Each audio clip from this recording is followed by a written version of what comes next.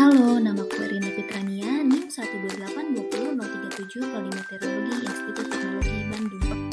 Halo, namaku Rizda Hanifa dengan NIM 1282040 dari Prodi Meteorologi, Institut Teknologi Bandung.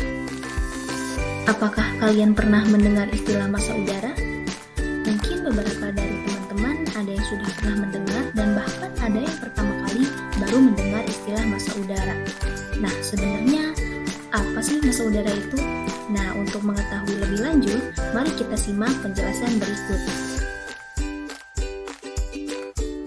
Massa udara ini merupakan kumpulan udara yang memiliki sifat seragam. Apa saja sifat seragamnya itu? Sifat seragam yang pertama dari massa udara yaitu temperatur. Sifat seragam yang kedua dari massa udara yaitu muatan uap air. Lalu yang terakhir, sifat seragam dari massa udara yaitu lapse rate.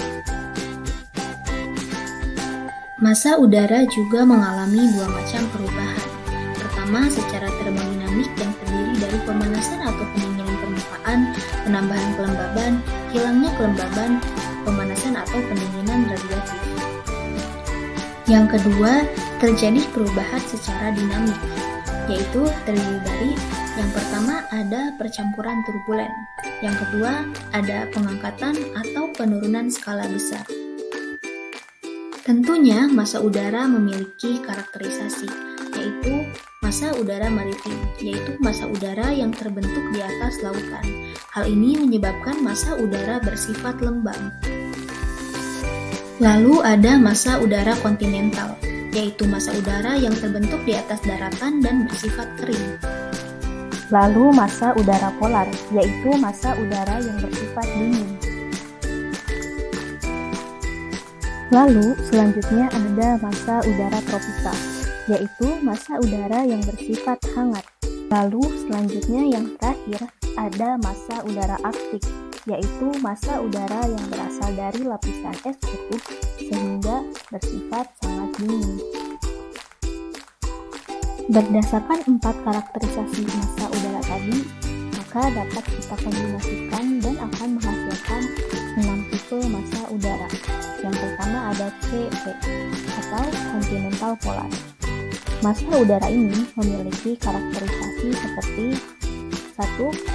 Tidak ada sumber CP di BBS atau belahan bumi selatan, bersuhu dingin dan kelembaban rendah, yang mana dikarenakan karena terbentuk pada daerah sumber kontinental. Terakhir, massa udara ini terbentuk di Kanada bagian utara, Greenland, dan Siberia. Yang kedua ada MT atau maritim polar. Massa udara ini memiliki karakteristik seperti yang pertama, berkembang di wilayah kutub di belahan utara dan belahan selatan.